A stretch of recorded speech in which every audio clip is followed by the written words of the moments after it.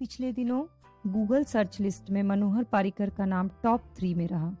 इसका कारण यह है कि किसी ने उनकी हेल्थ के बारे में जानने के लिए सर्च किया, तो किसी ने कैंसर जैसी बीमारी से लड़ रहे इस कर्मयोगी नेता के बारे में जानने के लिए गूगल पे सर्च किया।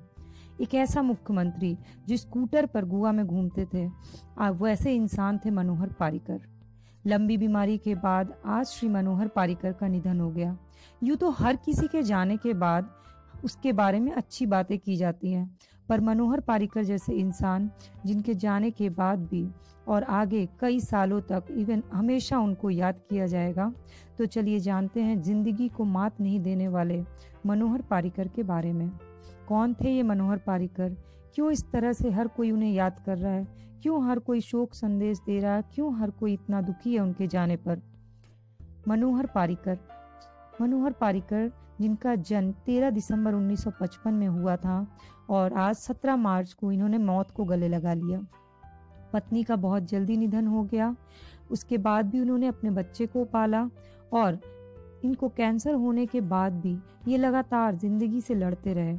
और ना सिर्फ ये जिंदगी से ही लड़े, बल्कि इन्होंने कभी भी अपना काम नहीं छोड़ा, जिंदगी को मात नहीं दिया। कर्म योगी के रूप में जाने जाते हैं मनोहर पारिकर।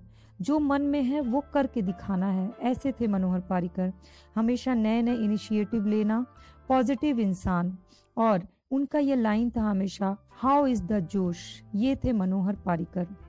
भारतीय जनता पार्टी से गोवा के मुख्यमंत्री बनने वाले वो पहले नेता थे। जून 1999 से नवंबर 1999 तक वो विरोधी पार्टी के भी नेता रहे। 24 अक्टूबर 2000 को वो गोवा के मुख्यमंत्री बने, किंतु उनकी सरकार 27 फरवरी 2002 तक ही चल पाई। फिर से जून 2002 में वो फिर से सभा के लिए सदस्य बन गए। 5 जून को पुनः गोवा के सीएम बन गए। रक्षा मंत्री के रूप में भी अपनी यादगार छवि उन्होंने बनाई और आज भी उनको जॉर्ज फर्नांडिस के बाद रक्षा मंत्री के रूप में अगर किसी को याद किया जाता है या आगे किया जाएगा तो वो है मनोहर पारिकर। बीजेपी को गोवा की सत्ता में लाने का श्रेय अगर किसी को जाता है तो वो है मनोहर पारिकर। अंतर्राष्ट्रीय फिल्म महोत्सव को अकेले गोवा तक लाने का श्रेय इन्हीं को जाता है। कई तरह के समाज सुधार योजनाओं में इन्होंने अपना भरपूर योगदान दिया, पर बिना किसी आशा के निस्वार्थ भाव से इन्होंने लोगों के लिए काम किया। प्लानिंग कमीशन ऑफ इंडिया तथा इंडिया टुडे के द्वारा किए गए सर्वेक्षण के अनुसार उनके कार्यकाल में गोवा लगातार 3 साल तक भारत के सर्वश्रेष्ठ शासित प्रदेश रहा।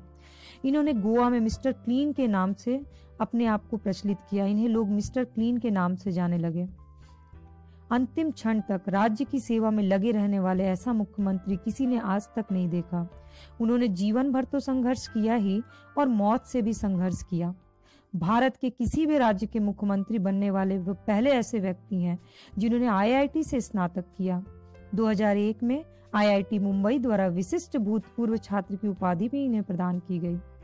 चौथा कार्यकाल 14 मार्च 2017 से 17 मार्च 2019 तक 4 बार गोवा के मुख्यमंत्री रहे श्री मनोहर पारिकर।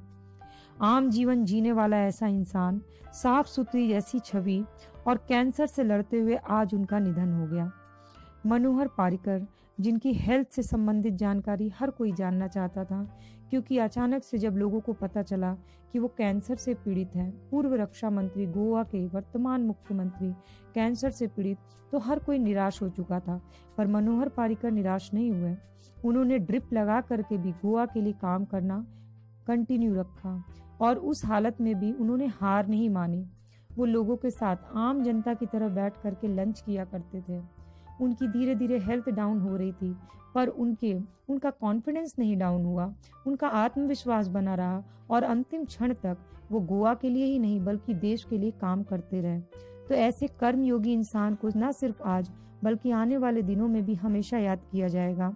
चाहे राजनीति हो चाहे इंसानियत हो, हर तरह से मनोहर पारिकर याद करने और प्रेरणा देने वाले व्यक्ति रहे। तो अगर आप मनोहर पारिकर के बारे में ये सब बातें जान जाएंगे तो आपके मन से भी पॉलिटिशियन यानी राजनीतिक के बारे में जो नेगेटिव धारणाएं हैं वो खत्म हो जाएगी, क्योंकि जरूरी नहीं कि हर नेता एक तरह से होता है।